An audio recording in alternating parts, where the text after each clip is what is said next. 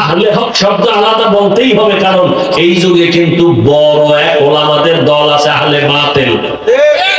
এরা কি চিনবেন কেমনে? সিটি গোল্ড স্বর্ণের কালার এক, ঠিক না? দাম এক। বর্তমানে কিন্তু বাতিল আলেম আর হকপন্থী আলেমের সুরত এক, ডিজাইন এক, বর্ণাঙ্গ থেকে তাদের চেহারা ভালো, কণ্ঠ ভালো, পাগড়ি বাইশা, এক হাতে তসবি ছাড়েই না, হাতের মধ্যে তসবি নিয়ে উঠছে, কিন্তু কয় ওমরে ফারুক সাহাবী ভণ্ড। ওমরে ফারুক ভণ্ড? আল্লাহর কসম,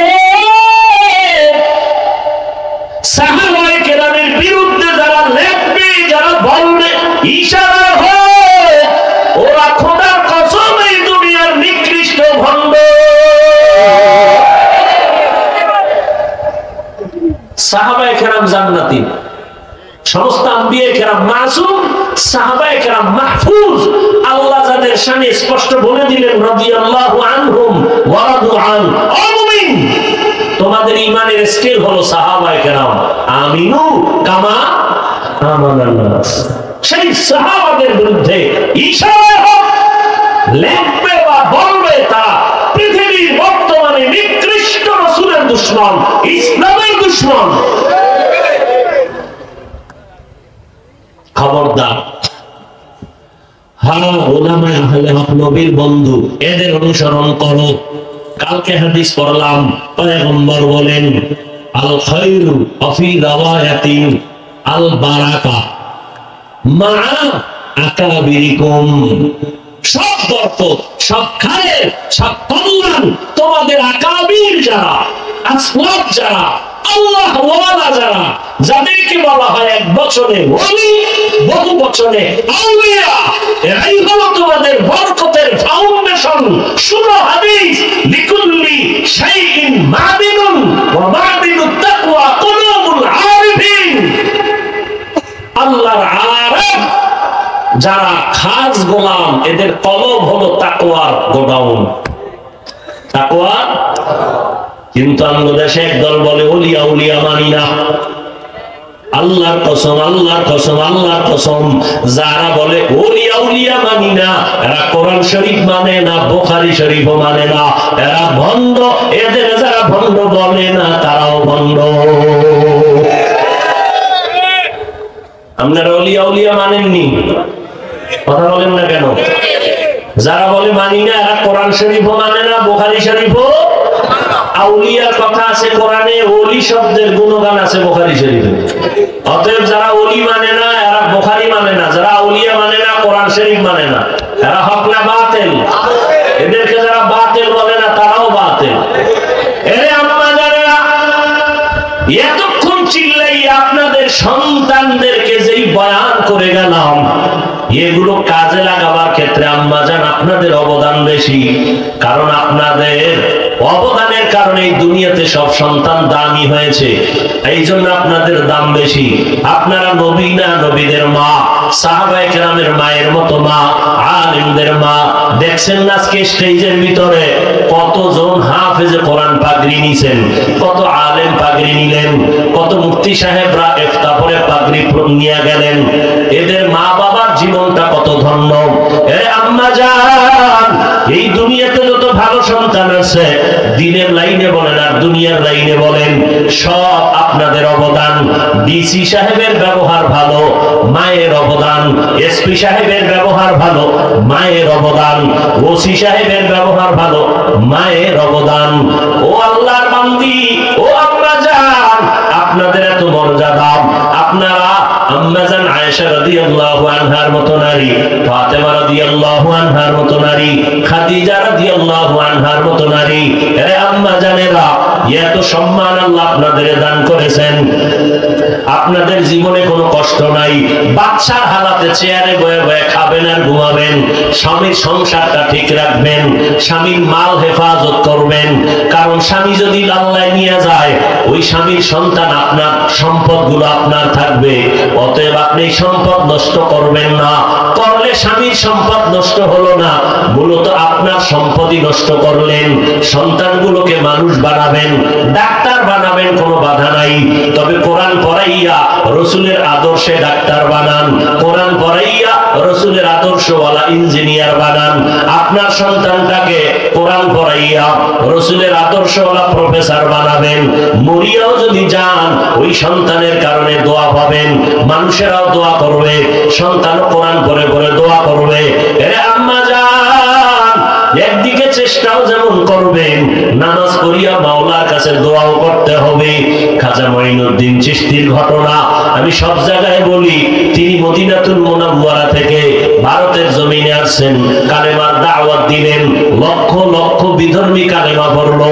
মায়ের সামনে মঈনুদ্দিন চিশতি আজমিরি দাঁড়ানো, অত্যন্ত খুশি মন। আম্মা জান বলে, বাবা এত আনন্দিত কেন? বলে, মা আমার হাতে বহু বিধর্মীরা কালেমা পড়েছে। আম্মা জান বলেন, ও সন্তান মঈনুদ্দিন, এগুলো তোমার কোনো বাহাদুরি না, সব আমি মায়ের অবদান। কার অবদান? মায়ের অবদান। আম্মা জানেরা ভালো করে শুনেন। এইবার আম্মা জানকে প্রশ্ন করলেন, ও আম্মা আপনার অবদানটা কি বলেন? আম্মা জান বলে, মঈনুদ্দিন তুই যেদিন আমার গর্ভে আসছো, আমি রাতের বেলা ঘুমাই নাই, সেজদায় পড়ে শুধু কান্নার আওয়াজ, আমি মাওলার কাছে কান্না করেছি। ও দয়ার মালিক, আমার গর্ভের সন্তান তুমি কুতুবুল আলম বানায় দাও। ও সন্তান মঈনুদ্দিন, তুই দুনিয়াতে যেদিন আসছো, আমি মা তোরে দুগ্ধ পান করাইছি। আল্লাহর জাতের কসম, আমি তোমাকে যতদিন দুধ পান করাইছি, একটা ফোঁটা দুধ বিনা ওযুতে তোমার মুখে দেই নাই। আম্মা জানেরা একটু চিন্তা করেন, ওই মহিলা যদি পারে, আপনি কেন পারেন না? এখন থেকে তওবা করে নেন। ও মুরব্বীরা, কয়দিন আর দুনিয়াতে বেঁচে থাকবেন? আপনার মতো কত বুড়া মানুষ হাতের মধ্যে লাঠি নিয়া মসজিদে গিয়া নামাজ পড়ে, আর পর নামাজ ছাড়ে না। আপনারা কেন পারবেন না? সন্তানটাকে একটু বুঝান, জাহান্নাম থেকে বাঁচার জন্য আল্লাহর ভয় অন্তরে ঢুকান, তাকওয়া অন্তরে জমা করেন, জবানটাকে কন্ট্রোল করেন, মাওলার কাছে তাহাজ্জুদ পড়ে কান্না করেন। আমার মাওলা ওই সময় দেওয়ার জন্য আসেন। আল্লাহকে বলেন, আল্লাহ আমার সন্তানকে আদবওয়ালা বানায় দাও, আমার সন্তানকে তুমি আদর্শওয়ালা বানায় দাও, জেহেন খুলে দাও, মা বাবার দোয়া নিয়ে যেন চলতে পারে। ও যুবক, ওই মায়ের দোয়া না দিয়ে গাইতে পারবি না রে বাবা। ওই মা বাবার চোখের পানি আর দোয়া আজকে চেয়ারে বসছি। আজকে তুমি বিল্ডিং এর মালিক, টাকা পয়সার মালিক, আসলে পেছনে মা বাবার কান্না আর দোয়া। ওই মা বাবার সাথে বেয়াদবি করবা না। যদি করিয়া থাকো, আমার মাওলাও কিন্তু তোমারে মাফ দিবে না, কারণ এটা বান্দার হক। মা বাবায় ক্ষমা না দিলে তোমার ক্ষমা নাই। যারা শিক্ষকের সাথে বেয়াদবি করছো, তাড়াতাড়ি ক্ষমা চাও, আল্লাহ ক্ষমা করবেন না শিক্ষক যদি তোমারে ক্ষমা না দেয়। অতএব বান্দার হক নষ্ট করিও না রে বাবা। এখন থেকে তওবা করো। হেদায়েতের মালিক আমার আল্লাহ। মনে মনে কাউকে শোনানো লাগবে না, মনে মনে একটু আল্লাহরে ডাক দাও, মনে মনে বল, দয়ার মালিক তুমি এই দুনিয়া আমাকে পাঠাইছো, শয়তানের ধোঁকায় ঘুরে কত অপরাধ করেছে। ও আল্লাহ, মনে হয় যেন এই ময়দানে আমার মতো গুনাহগার কেউ নাই। গুনার কারণে আমার হাত না পাক, চোখ না পাক, জিহ্বা না পাক। ও আল্লাহ, মনে হয় যেন আমার অপরাধের কারণে আমার মা বুঝি আমার উপরে বেজার, আমার আব্বাজান বুঝি আমার উপরে বেজার, আমার অচরিত্র খারাপের কারণে, ব্যবহারের কারণে না জানি আমার শিক্ষক আমার উপরে বেজার। কেন জানি আমি এতগুলো মানুষের ভিতরে মোনাজাত ধরলেও চোখে পানি আসে না। আসলেই তো আল্লাহ বেজার হয়ে গেছে আমার উপরে। আমার মা বাবা বুঝি আমার উপরে বেজার হয়ে আছে। আল্লাহ তুমি মাফ করিয়া দাও। ওই মা বাবার দোয়া নাও রে যুবক, ঘরে যাইয়া বলবি, মা কত কথা জানি বলছি, তুমি গোপনে কান্না করছো কষ্ট পাইয়া। আজকে তুমি একটু মাথায় হাত দিয়া দোয়া করিয়া দাও, কারণ আজকে দেখলাম অনেকে মোনাজাত নিয়ে আসে নাই, হয়তো আল্লাহ বেজার হয়ে গেছে। তুমি যদি একটু দোয়া করো আমার মাওলা বুঝি খুশি হয়ে যাবে। ও যুবকেরা, মা বাবার দোয়া নিয়ে চলো রে বাবা। মনে মনে আল্লাহর কাছে প্রতিজ্ঞাবদ্ধ হও, জীবনে তো কম নামাজ ছাড়ো নাই, কম বেপরদায় চলো নাই, কম আড্ডা দাও নাই, গুনাহ করো নাই। এখন থেকে আল্লাহকে মনে মনে বলো, আল্লাহ জীবনে আর নামাজ ছাড়বো না, দাড়ি আর কাটবো না, বেপরদায় চলবো না, মা বাবারে কষ্ট দিব না, উলামায়ে কেরামের বিরোধিতা করব না, শিক্ষক উস্তাদদের সাথে আর কোনোদিন বেয়াদবি করব না, মুরব্বিদের দোয়া নিয়ে চলবো, সুন্নাত অনুযায়ী চলবো। ও বাবা, কয়দিন আর তোমার হায়াত আছে জানা নাই। জিদানিং শুধু যুবকের মরণের খবর বেশি ভাই। ও আল্লাহর বান্দা, ঘুমের মধ্যেও কিন্তু মরণ হইয়া যায়।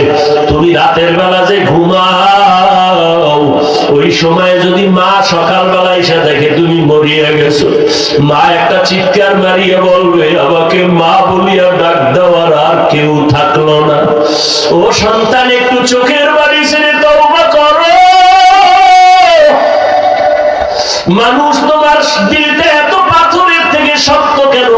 অথচ পাথর কিন্তু আল্লাহর ভয়ে কান্না করে, জানো না রে বাবা? আল্লাহ কোরআন শরীফে বলে, অস্বীকার করতে পারবা না।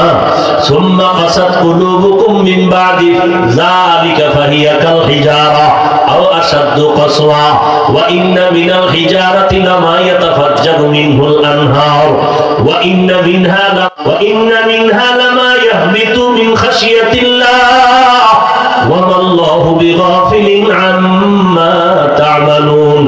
আল্লাহ তাআলা বলেন, ও মানুষ, তোমরা এত কলবটা শক্ত বানাইলা কেন? আল্লাহর এত কুদরত দেখিও কি দিল নরম হবে না? অথচ নজর কইরা দেখো, পাথরওয়ালা পাহাড়ের দিকে তাকাও, কত পাথর। আল্লাহর ভয় কান্না করে করে বারবার ঝর্ণা দ্বারা প্রবাহিত করেছে। তুমি মনে করো সিলেটে গেলে পাহাড় থেকে ঝর্ণার পানি পড়ে, আসলে পানি পড়ে না। আল্লাহ কোরআন বলে, জাহান্নামের ভয় পাথর কান্না করে। আবার কিছু কিছু পাথর আছে আল্লাহর ভয় ফেটে ফেটে পানি বের হয়। আবার কিছু পাথর আছে দেখবা 10 জনে ধরিয়াও সরানো যায় না, কিন্তু গিয়া দেখবা আজকে এক জায়গায়, কালকে আর এক জায়গায়। আল্লাহর ভয়ে লাফাইয়া এক জায়গা থেকে আর এক জায়গায় যায়। আল্লাহর বান্দারা, আল্লাহর আযাবের ভয় যদি পাথর কান্না করতে পারে, ও মানুষ, তুমি কি মনে করেছো আল্লাহর কোরআন বুঝি মিথ্যা, নবীর কথা মিথ্যা? না না। ঘরের মধ্যে ঘুমাইতে গেলে মশারি ছাড়া ঘুমাইতে পারো না, ওই কবরে গুনাহ নিয়ে গেলে পোকামাকড়ের কামড় শুরু হবে, কই পাইবা মশারি? দুনিয়াতে ফ্যানের বাতাস চালায় ঘুমাও, গরম। গুনাহ নিয়ে কবরে গেলে জাহান্নামের আগুনের গরম কেমনে সহ্য করবা? একটা মশায় কামড় দিলে সইতে পারো না রে বাবা। আর ওই কবরে যদি গুনাহ নিয়ে যাও, আমার আল্লাহ বলবে, কবরের মাটি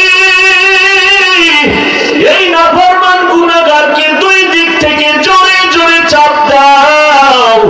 কেমনে সহ্য করবি রে যুবক?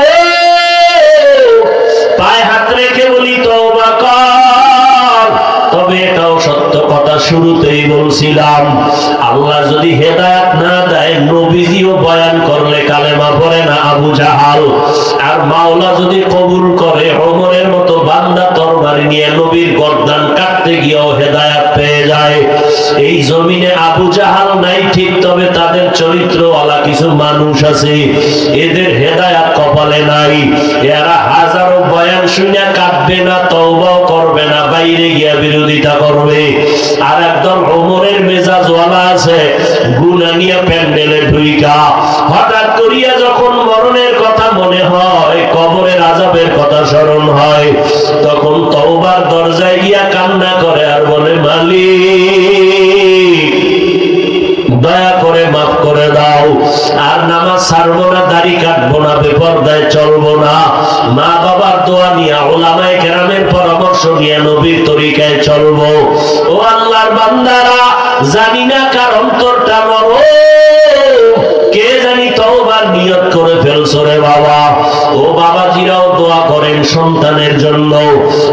যুবকেরাও বাবা পাইলে দোয়া নিও, মুরব্বী পাইলে দোয়া নিও, দোয়া বড় দামি সম্পদ। আর আল্লাহর কাছে এখনই তওবা করো, মরিয়া গেলে যাবা, হায়াতের মালিক রিজিকের মালিক আল্লাহ। আল্লাহ পাক সম্মান দিবে, আর নবীরে বেজার করবা না, আলেমের বিরুদ্ধে যাবা না, মা বাবার বিরোধিতা করবা না, মুরব্বীদের দোয়া নিয়ে চলবা।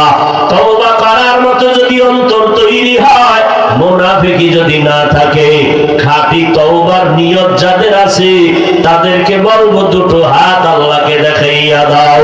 আয় আল্লাহ, হাতগুলো কবুল করে নেন, তওবা কবুল করে নেন, তওবার উপরে মজবুত হইয়া চলার তৌফিক দান করেন, আমিন। আলহামদুলিল্লাহি রাব্বিল আলামিন, ওয়াসসালাতু ওয়াসসালামু আলা সাইয়্যিদিল আম্বিয়া ওয়াল মুরসালিন ওয়া আলা আলিহি ওয়া আসহাবিহি আজমাইন।